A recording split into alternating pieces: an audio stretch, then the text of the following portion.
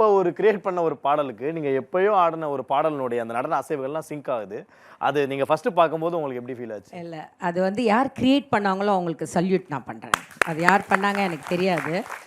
Actually ரீசென்ட்டா வந்து கொலா 40 நடந்தது ஏவிஎம்ல. ஏவிஎம்ல வந்து நம்ம எல்லா ஒரு எஸ்கேஎல் அவங்க ஈவென்ட் பண்ணாங்க. அவங்க இப்போ ஒரு வருஷமா கேட்டுட்டு இருந்தாங்க. சொன்னேன் ரொம்ப பெருசா பண்ண வேண்டாம்.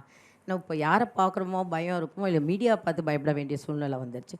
எல்லாம் சிம்பிளாக பண்ணுங்க சொல்லிட்டு என் கோரியோகிராஃபர்ஸ் என்னுடைய பிடிச்ச நடிகர் நடிகைகள்லாம் பண்ணும்போதும் அது பார்த்தோன்னே அந்த ஒரு ஃப்ளாஷ்பேக் வந்துச்சு. ஏன்னா கிட்டத்தட்ட ஒரு 18 வருஷம் அந்த ஏவிஎம்குள்ளேயே நான் வாழ்ந்தேன். ஓகே. தூக்கம் இல்லாம அதே இடத்துல நீங்க நம்ப மாட்டீங்க, என்னோட வாழ்க்கையும் மாறின இடம் அந்த 3rd ஃப்ளோர் தான்.